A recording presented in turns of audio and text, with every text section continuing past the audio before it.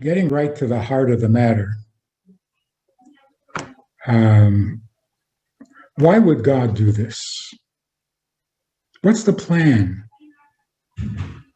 What does it mean to remarry? What about all the virtues of first time, the first marriage, the first experience? What about all that awesome stuff?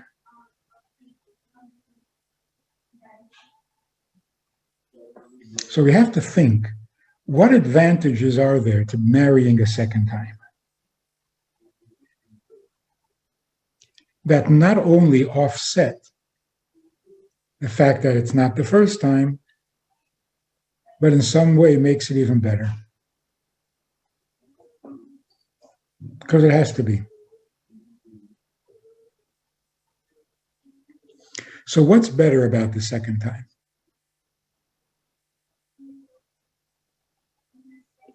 Well, the first thing is a little maturity. The first time around, you're very young. And youth has its virtues. The enthusiasm, the idealism, the energy. That's great.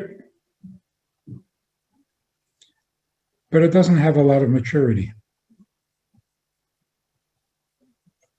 Second time around, you're simply older. You've gained some hard-earned experience. So now you can approach the relationship from a much stronger and much wiser position. So here we're not looking so much for the excitement and the drama of a first marriage. We're looking more for the wisdom and the maturity of a second marriage. And how is it that we're more mature? In what way are we more mature? From the first marriage, you certainly learn what not to do. And that's really important. Before you go into your second marriage, identify what you could have done in the first marriage to make it better. If you can't imagine,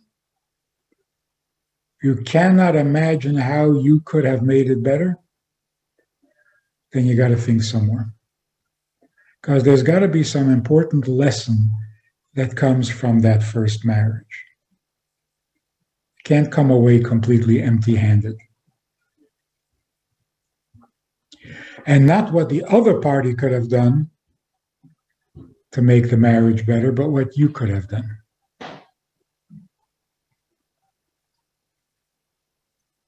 Which is really not the same as blaming. Because there really is no reason to believe that had you acted any differently, you would still be married. Hard to believe. But we can and should learn from every experience. So even if it hadn't saved your marriage, there are things you should have done because it's the right thing to do. Not when a marriage is in crisis. It's the right thing to do. So if you can identify the things that you would do differently in your first marriage, that is very helpful. That is very mature. That's your wisdom.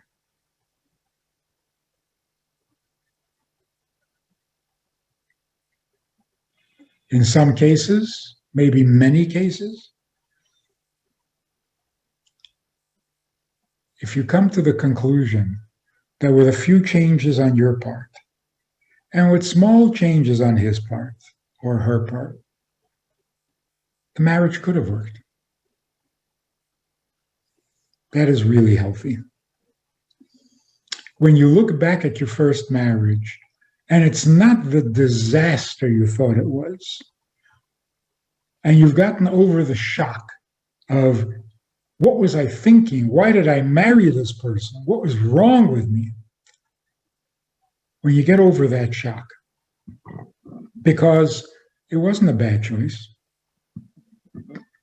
unless you discover some unknown illness. Yeah, that was a big mistake. But we generally are not as dumb as we make ourselves out. No, you chose the right person. All the signs were right. Everything looked good. It didn't turn out to be what you thought. But you did not make a terrible decision. Again, not in all cases. So if you can look back and say, I wasn't that far off. See, that would put to rest one of these things that we're always told by psychologists, that if you marry a dysfunctional person or whatever, it means that you're attracted to that kind of person and you're going to do it again.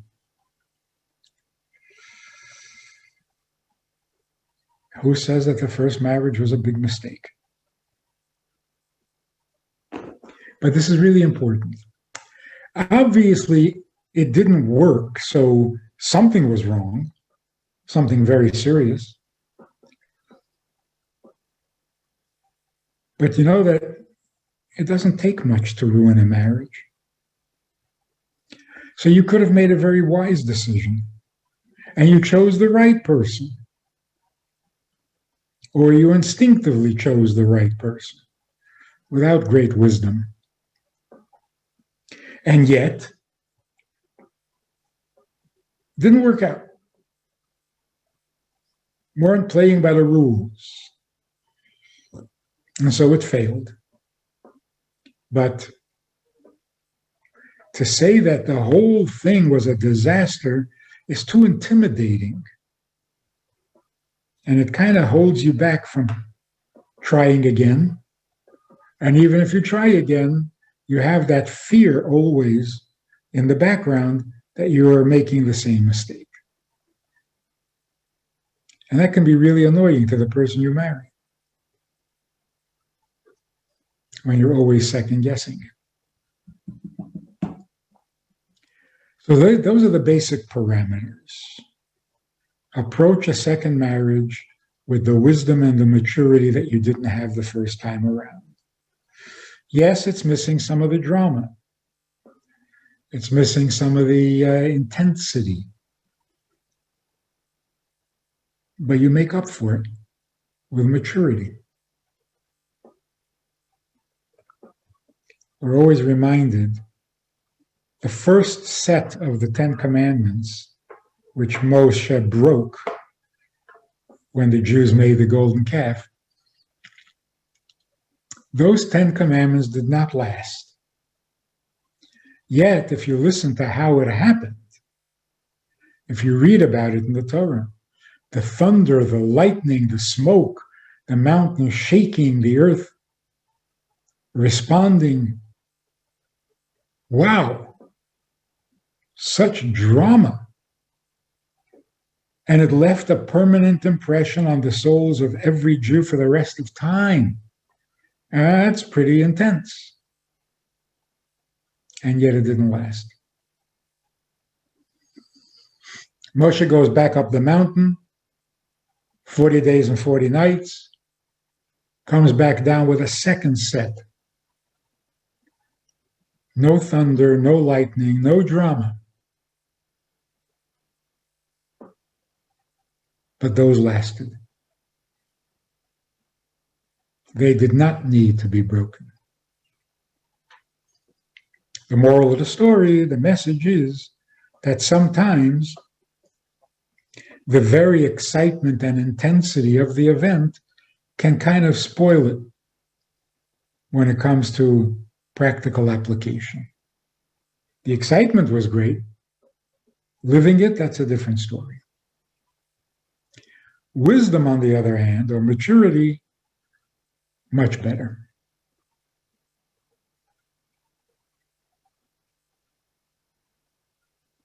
Number 2, Learn what you can from the first marriage.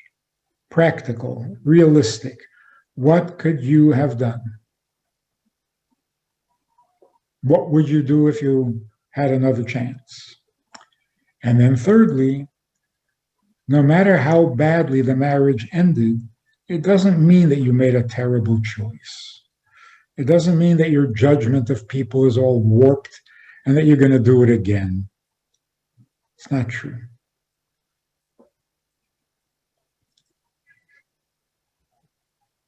So, if we go with these three principles, the second marriage can be much more satisfying, much more productive, and much longer lasting than the first one. So let's get to some of your questions and some of your issues so that we know that we're communicating. How do we do this?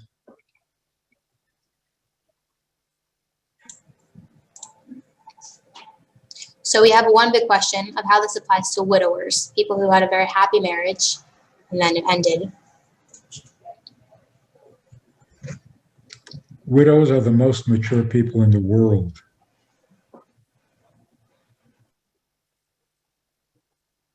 Almost goes without saying.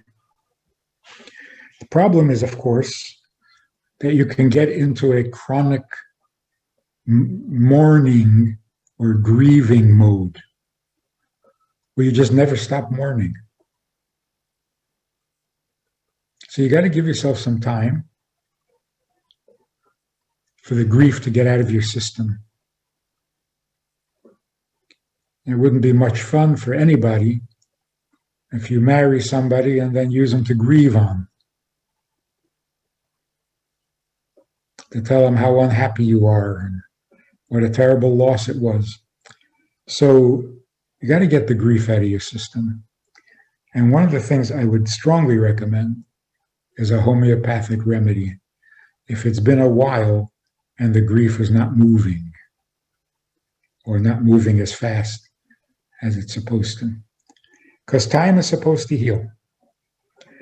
When the grief gets stuck and it's not processing, then you need a remedy.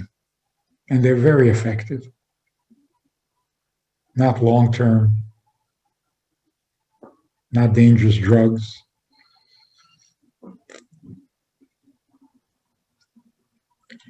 Other than that, the maturity and the wisdom applies to a widow or widower as well.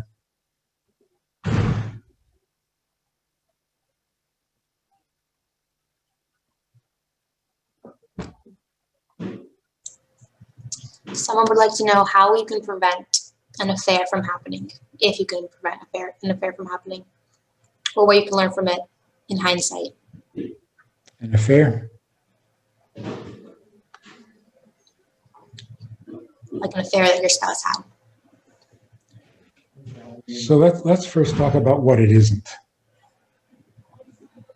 When a man is having an affair, it's not because his wife is not making him happy. No. It's a good excuse, convenient, but it's a cheap shot. Because you see men who are perfectly happy with their wives, there's no better wife in the world, and they cheat on her anyway. So sin doesn't ever need justification. People are attracted to sin because it's a sin. Very rarely is it a psychological need. Although we always have psychological needs. So never take the blame. If you're the woman, the wife, never take the blame for the affair. Not even a little bit. You can take blame for your husband not being happy. That's a long way from having an affair. Every time a man is unhappy, he goes off and has an affair. That's absurd. So yes, you could be making him unhappy, but you can't take the blame for the affair. The other thing is, if you've read my book, Joy of Intimacy, men who cheat on their wives very often use the excuse, it was only sex. Don't take it seriously. I'm not having a relationship. It was just sex.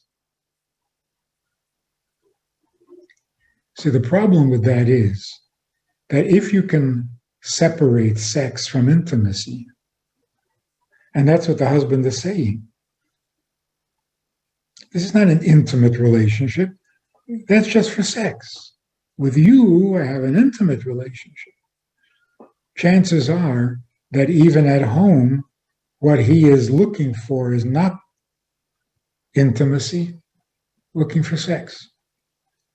Well, if you're looking for sex, why limit it to one person?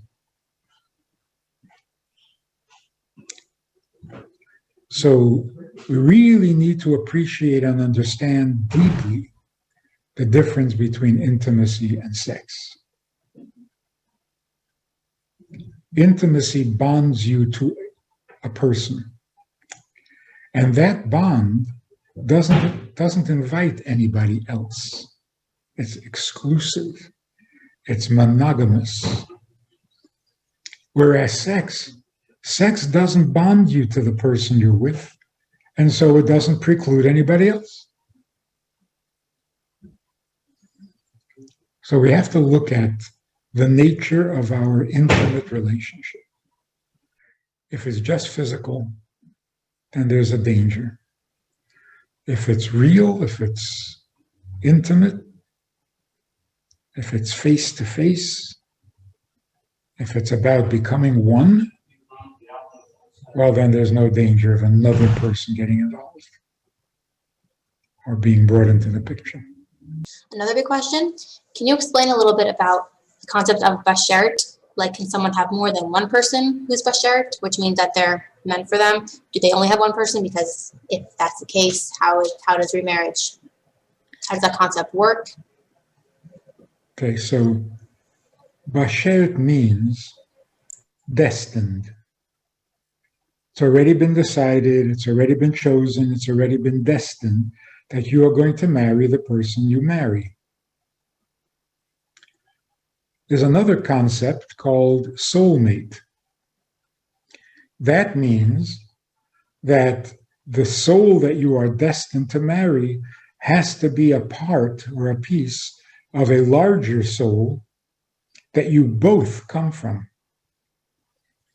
So a man and a woman get together, it's a male part of the soul with a female part of the same soul.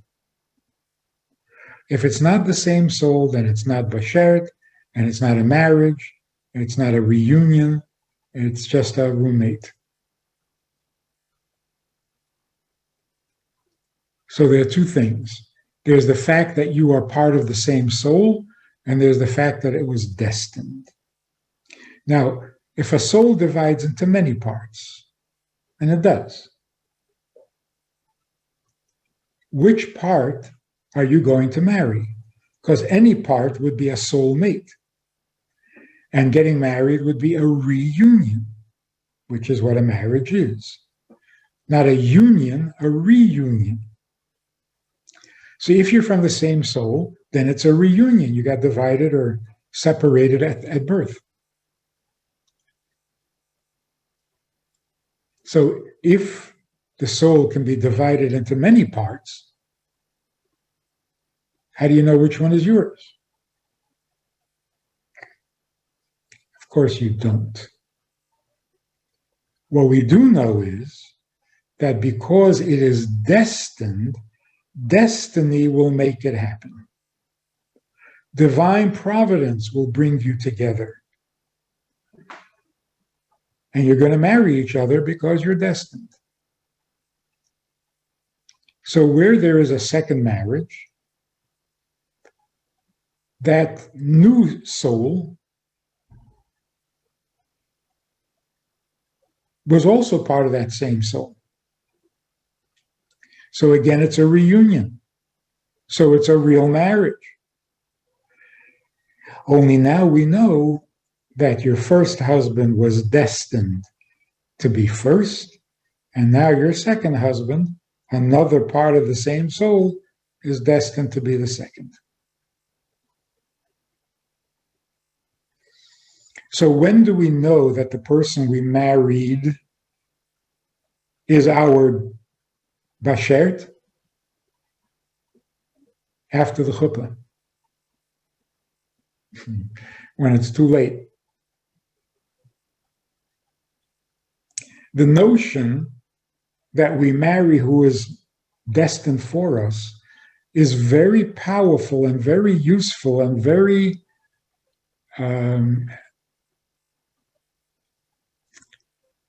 very holy, so that the marriage can have the lasting power that it's meant to have. You don't need to know whether this is another part of your soul when you're choosing to get married. When you're choosing to get married, you need to know that you would like this person to be your bashert. If you end up marrying him, he is the person who is bashert. So before you marry him, you don't know. So what good is it? It's good for after. Why will people go to great lengths to save their marriage? Why do they put up with so much and try so hard going to this therapy and this treatment and that? Why do they try so hard? It was a mistake. Say goodbye and leave.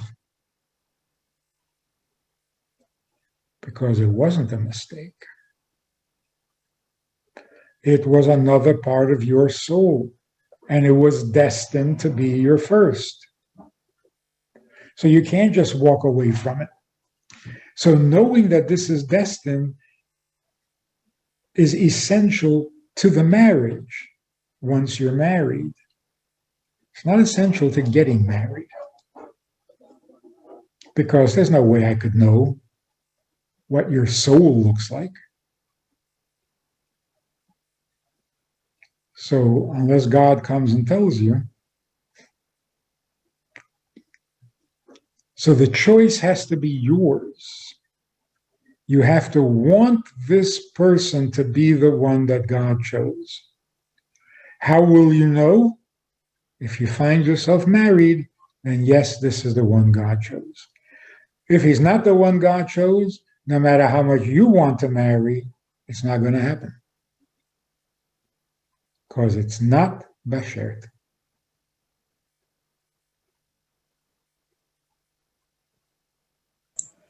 Okay, so we have a lot of very specific, very interesting questions. I'm not sure if we're going to have time to get to all of them, so I'm going to try to generalize them.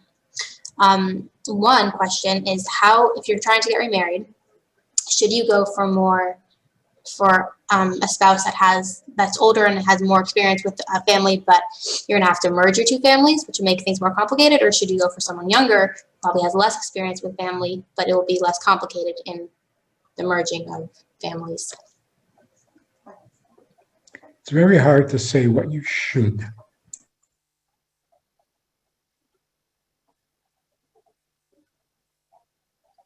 You got to follow your instincts. You got to follow your heart.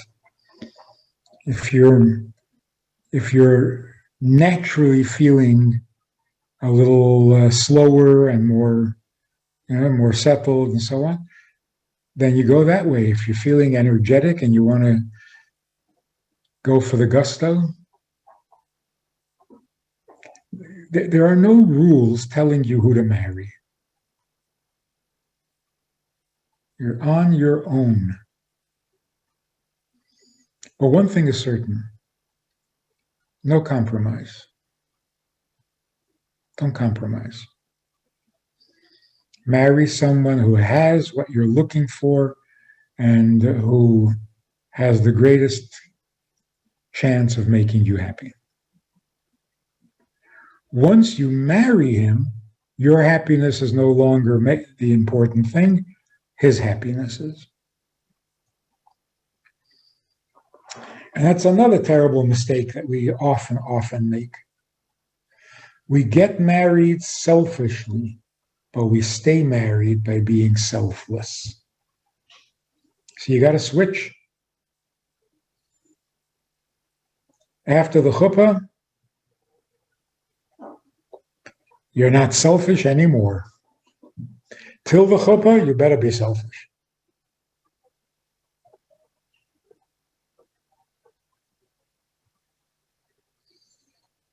That's why it's terrible that people get into relationships, long-term relationships. Sadly, in so many cases, when they say long-term relationship, what it means in simple English, it's not going anywhere. That's another way of saying it. This relationship is not going anywhere. So no long-term relationships. If it's not a marriage, then stay away. Don't start creating semi-marriages, quasi-marriages, virtual marriages. It's not healthy. So if you're not marrying the guy and it's been 4 months, move on. You should never find yourself investing 3 years in a relationship and then find out that he has no intentions of marrying you. That should never happen.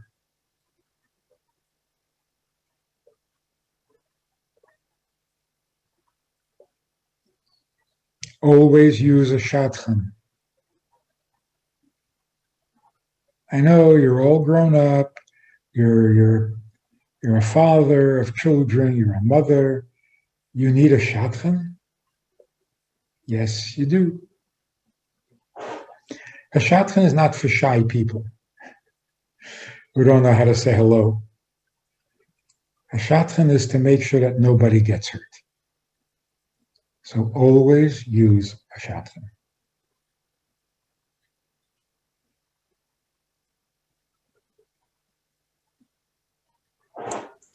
What about, is it possible that someone, you mentioned in a VIP class, that if you want something to happen, it will not happen unless Hashem, God, thinks that it's the right thing to happen to you? Is it possible that Hashem might not think marriage is the right thing? Like you want to get married, but God has different plans for you? Is that a possibility? It's not only a possibility, it's not that rare. Many people are not destined to be married. They have a different mission in life, make a different contribution. The question is, when do you decide that that's you?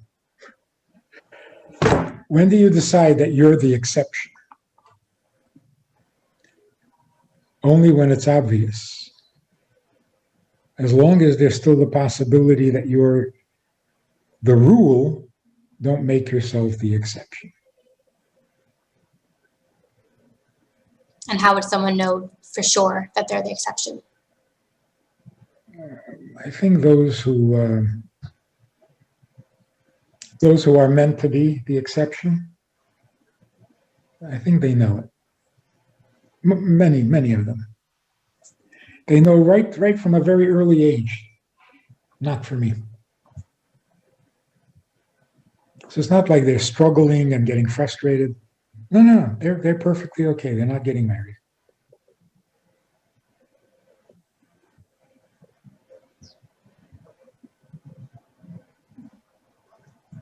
For some people, it's more painful. They keep thinking, keep hoping, until it dawns on them that they've got something else they need to be doing.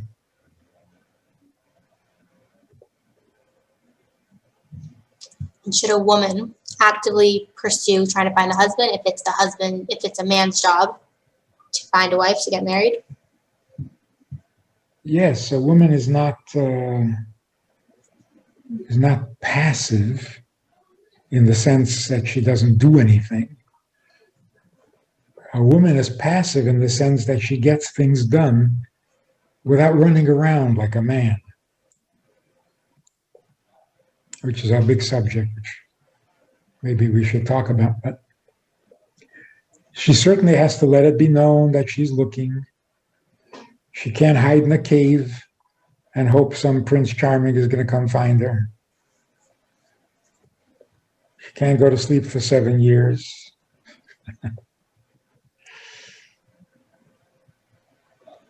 But the main aggressive search is the man. Let him find you. Just don't make it hard for you to be found.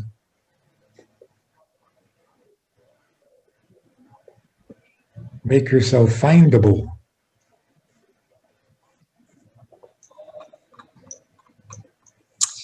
Many people want to know about the concept of bashert with non-Jews and converts. How does that work with someone who's converting or someone who's not Jewish and is not planning to convert?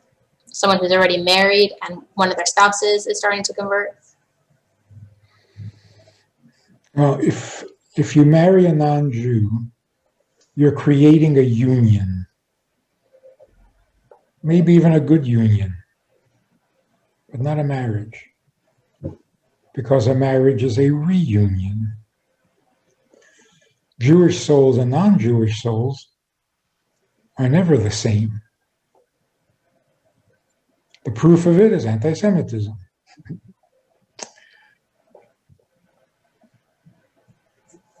But if there's a convert, oh, why would that be any different from any other Jew? God knew this little girl would be born, so he announced who she's going to marry. God knew that this convert is going to convert, so God announces who they're going to marry. Because the day the convert converts is like the day of their birth. So all the announcements are made that would otherwise be made by a baby.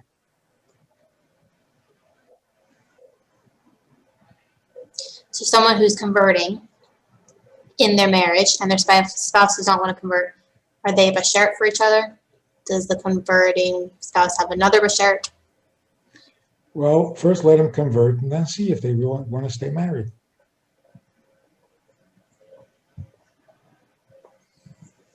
And then, of course, they have to have a wedding and the whole thing because it's all new.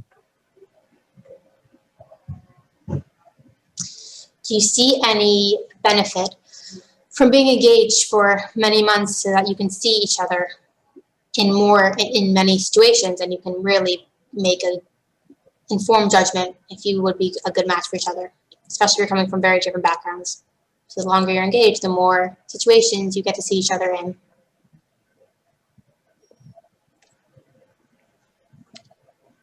You can overdo it, and then it becomes destructive. So yes, you need to get to know each other and feel confident in your decision. But too much doesn't work. It just doesn't work. It becomes like a mini marriage. You start to suffer and pay the price as if you're married, but you don't have any of the benefits of being married. So it just becomes ugly. So it's not a good idea. 4 months, if you can't find something really appealing and attractive after 4 months, probably a good idea to forget it. There are exceptions, of course. Can you explain a little bit on what the Jewish definition of love is? That's a pretty general question for everyone.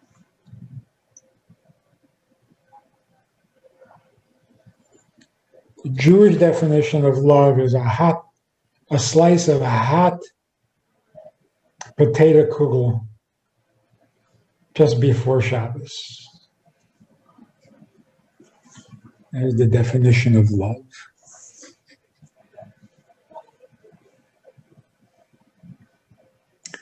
Love is used in 2 ways. It's used to show a connection between 2 people that has to be created because they were not born family. They have to become family. So love is the pursuit that makes you want to get closer to another person or to become one with the other person.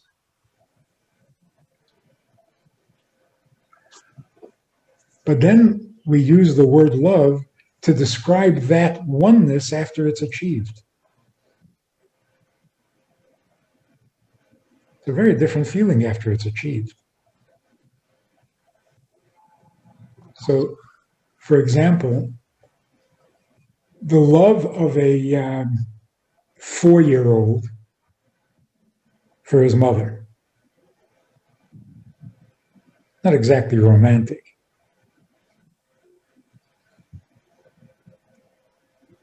And there's absolutely no need for it to even be voiced or expressed. We're crazy about teaching children to say, I love my mommy, I love my daddy. There's no need to say it. The love between a child and its mother is not a pursuit. They're not trying to get closer. It's the most natural, innocent, and comfortable state of being. I'm your child, you're my mother, and we're sitting together.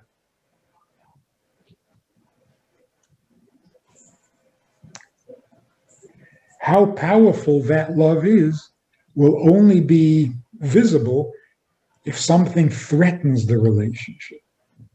If mom is leaving, then that love finds expression. Otherwise, it doesn't need expression. It's just perfect. See, even saying I love you is like, uncalled for. You're cheapening it by saying it. If you're in the process of getting close to somebody, then saying I love you could be helpful.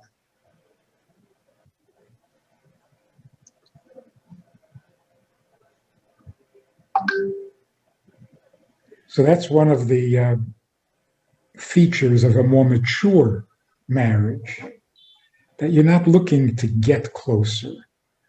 You're looking forward to being closer, which is a whole different thing, but we call it love. So could somebody love, based on the definition, could somebody love someone who's not their beshert? Should people be worried about falling in love with someone? I mean, not falling in love, but falling in love in the way that you're describing, with someone who they're not meant to marry? Well, love and marriage go together like a horse and carriage. A horse is an animal, it's a live being, you have to feed it. The carriage is not. Love and marriage are not the same thing. You don't marry someone because you love them. You love them because you're married. See, that's the difference. A love that is a pursuit or a love that is a fact.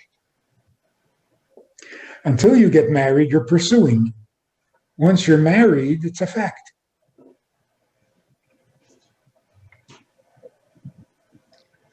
So young people are much more excited about the pursuit. Mature people are more excited about the fact. So can you love people you're not married to? Of course. What's love got to do with marriage?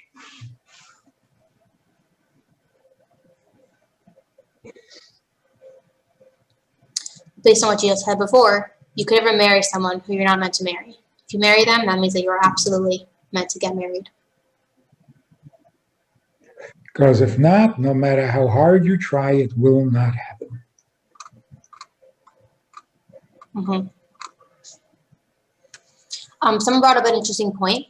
He said, doesn't the Talmud say that the second zivug, which is the second person you marry, is based on personal merits and is not necessarily decreed or predestined like the first person you marry? Well, one of the ways of understanding that is, when you're 16, are you going to marry somebody who is right for you? You have no idea who's right for you. So the first marriage almost has to be decided, packaged, wrapped up, and delivered to your door, because we can't depend on you to make a decision. Whereas a second marriage, here you're more in control and you do know what you're looking for. So it's more suited to you in your knowledge. You can see, but they're both magical and heavenly and eternal.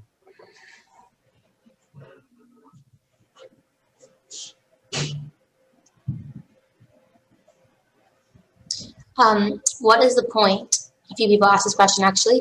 What's the point of remarriage after childbearing age? If you can't have children anymore, what's the point of getting remarried?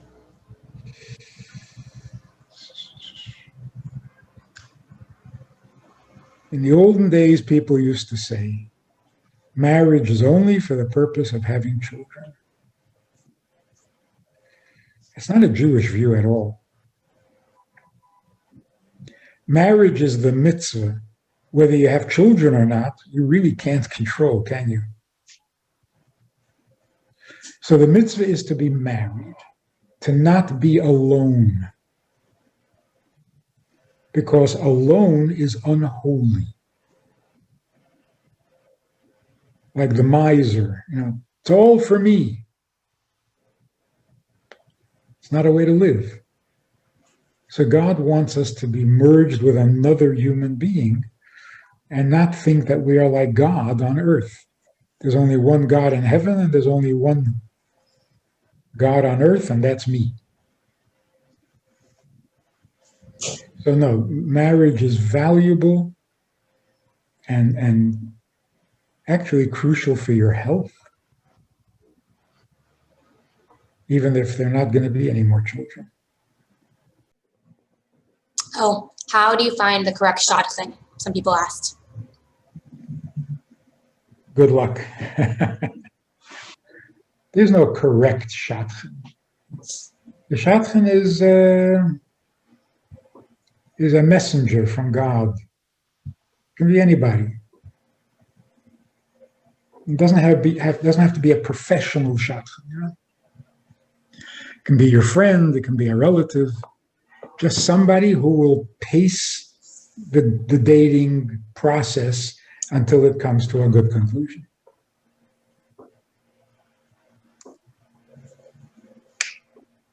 So even if the shadchan is not introducing you to the person you're going to date, you still need a shadchan.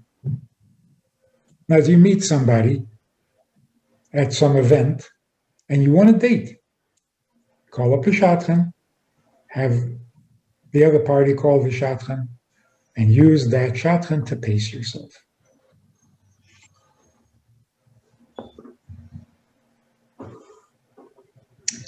So I wish you all very good mazel, lots of good news, a lot of good stuff is going to be happening that hasn't happened yet this year. When all is said and done, we will look back at this year as a very good year. I mean, not so far, but. So you should be part of the good news. You should have news. You should share the news. And we should brighten up this world with more marriages, more good relationships, healthier people. We have a Sunday night program for VIPs that you might be interested in. It's informal. It's questions and answers. It's conversation. It's really relaxed. It's really pleasant, enjoyable, informative, and kind of community-like. It's a Sunday night program. There's a Wednesday morning program for the VIPs, and there's a Wednesday night program. All of it just conversation, casual, laid back, unscripted. So join us. Take a look. click the link below and see which of the three suits you best, and join us for some enjoyable conversation.